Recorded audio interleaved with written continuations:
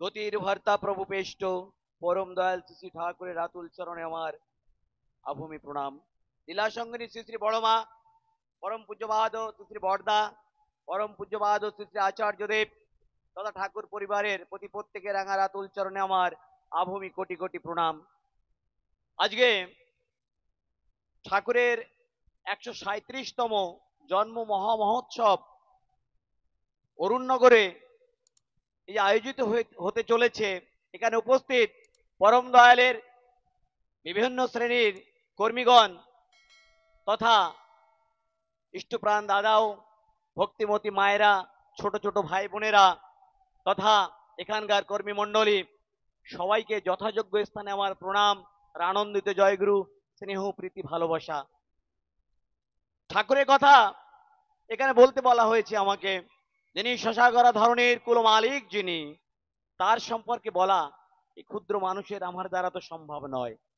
তথাপিও তাকে ধরে এই জীবনে তাকে কি পেলাম, তাকে ধরে কি পেলাম, কেন তাকে ধরলাম, কিছু কথা জীবনের, কিছু কথা তার লীলা প্রসঙ্গ আপনাদের সামনে তুলে ধরার চেষ্টা করব।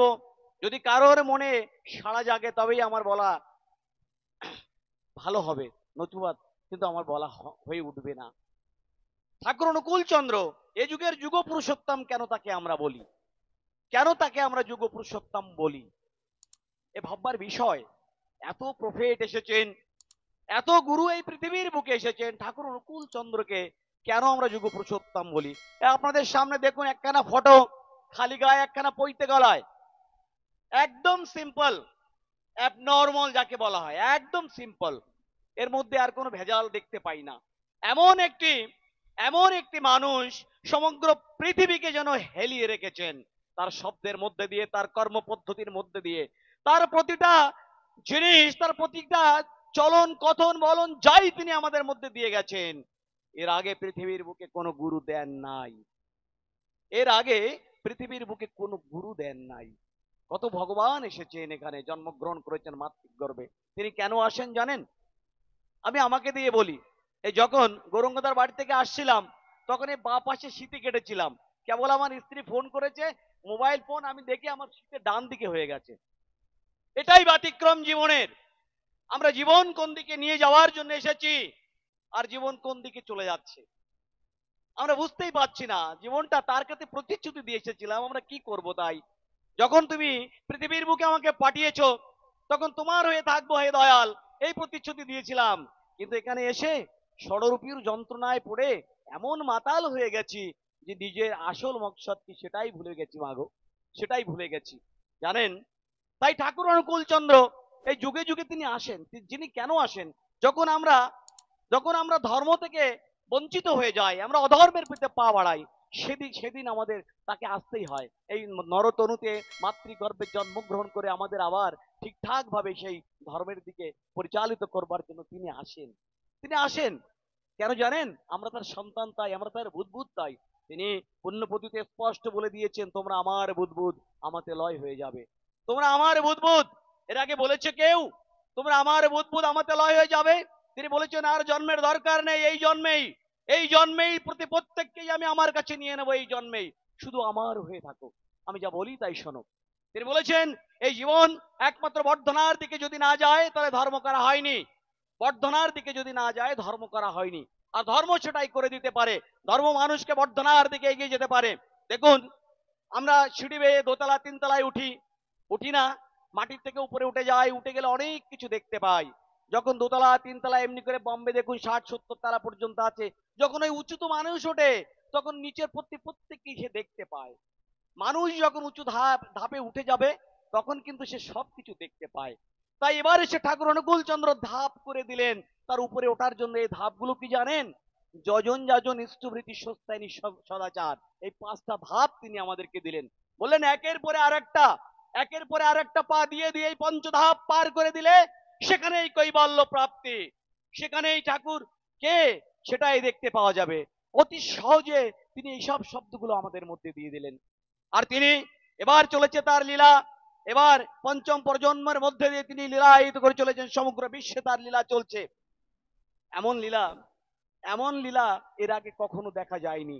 ঠাকুর যখন ছিলেন তখন তো আমরা মানুষের কাছে শুনেছি ঠাকুর কি কি করতেন না করতেন, কিন্তু বর্তমান যিনি আছেন দেওঘরে বসে আমাদের আচার্যদেব, তার মধ্যে সেই লীলা দেখতে পাওয়া যায় যা ঠাকুর দেখিয়েছিলেন, ঠিক সেই লীলা হুবহু তাই।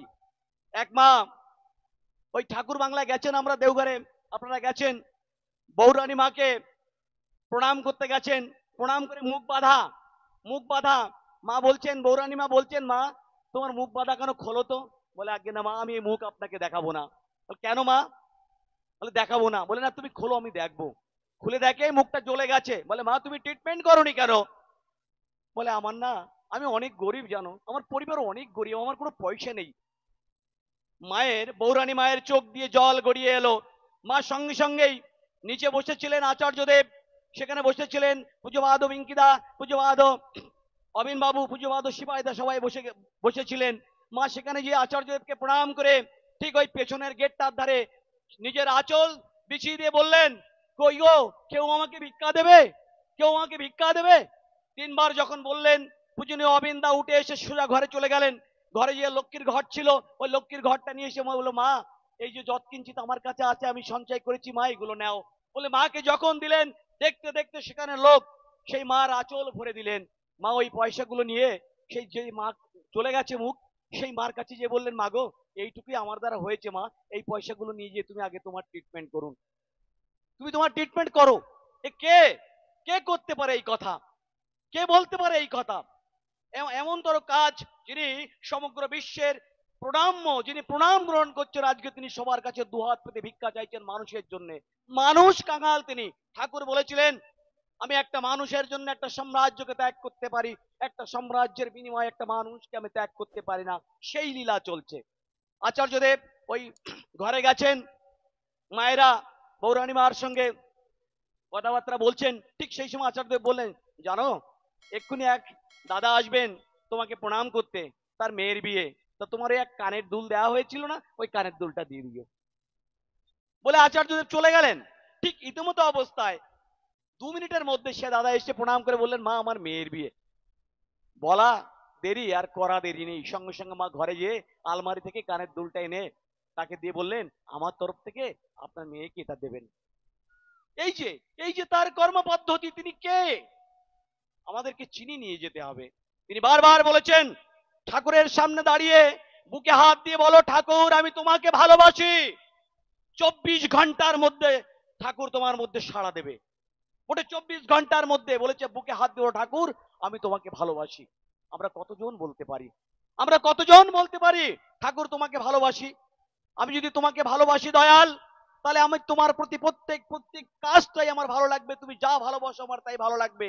তুমি যা ভালোবাসো না দয়াল, সেগুলো আমার ভালো লাগবে না, সে কাজ আমি করব না। এই হচ্ছেন ঠাকুর অনুকূলচন্দ্র। এবার এসে মাকে পারফেক্ট তৈরি করেছেন, এবার এসে দাদাদেরকে পারফেক্ট তৈরি করেছেন, এবার এসে ছাত্র শিক্ষা কি করে হয় তা পারফেক্ট করেছেন, এবার এসে বিদেশ নীতি পারফেক্ট করেছেন তিনি, এবার এসে তিনি কি করে মেডিটেশন করতে হয় তা দেখিয়ে দিয়েছেন, এবার এসে তিনি একটা মানুষকে পারফেক্ট মানুষ কি করে তৈরি করতে হয় সবকিছু শিখিয়ে দিয়েছেন। হাতে কলমে লিখে শিখিয়ে দিয়েছেন, কেউ কোনোদিন করেনি।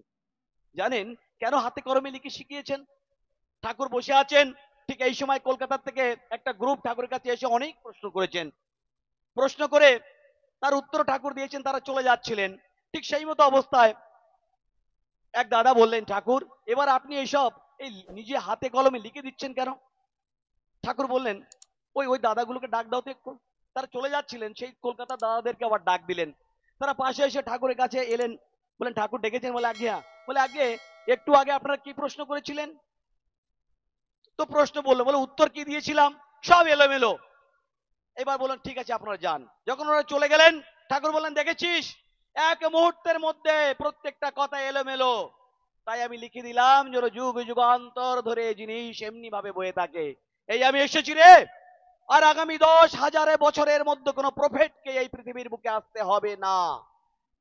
আমরা ঠিক সেই সময় উপনীত হয়েছি। এই যে ঘোর কলি, আজকে দেখছি সমগ্র বিশ্বের বুকে অণুবোমার মানে অ্যাটমিক বোমের একটা বিধ্বংস চলছে, কখন কি হয়ে যাবে তার ঠিক নয়। প্রলয় নিশ্চিত। সেই প্রলয়ের মুখে ঠাকুর অনুকূলচন্দ্র এসে বলেছেন, মাম রিহস্য মাজহি শক্যত চেত মৃত্যু উপলায়, মরো না, মেরো না, পারত মৃত্যুকে অবলুপ্ত করো। আসুন আমরা সেই সাগরে ডুবে যাই। যারা এখনো ডুবিনি তারা যে যেখান থেকে আছেন না কেন, ঠাকুরের রাতুল চরণে চলে আসুন। তিনি এই ঘোর কলির এই লাস্ট অবতার, তিনি এসেছেন এবার আমাদের মধ্যে। তিনি বুদ্ধ, তিনি যিশু, শ্রী কৃষ্ণ, তিনি শ্রী চৈতন্য, তিনি একাধারে সব তিনি। আসুন তার চরণে নিজেদেরকে সমর্পিত করি। 10 মিনিট সময় দিয়েছে, আমার সময় অতিবাহিত হয়েছে। আর বেশি কিছু বলবো না। আজকের সবার মঙ্গল কামনা করি, এখানে কর্মীবৃন্দর মঙ্গল কামনা করি। প্রত্যেকের ন্যায়, প্রতি বছরের ন্যায় এবছরও খুব ভালো করে এনারা মানে উৎসব করার চেষ্টা করেছেন এবং খুব ভালো লাগছে আজকে সবাই একত্রিত এক জায়গায় বসে থাকতে দেখে। সবার আবার মঙ্গল কামনা। আমার প্রভু দয়ালে শ্রীপাদ পদ্ম রেখে আমার 2 শব্দ এখানে সমাপ্ত করলাম। বন্দে পুরুষোত্তমম।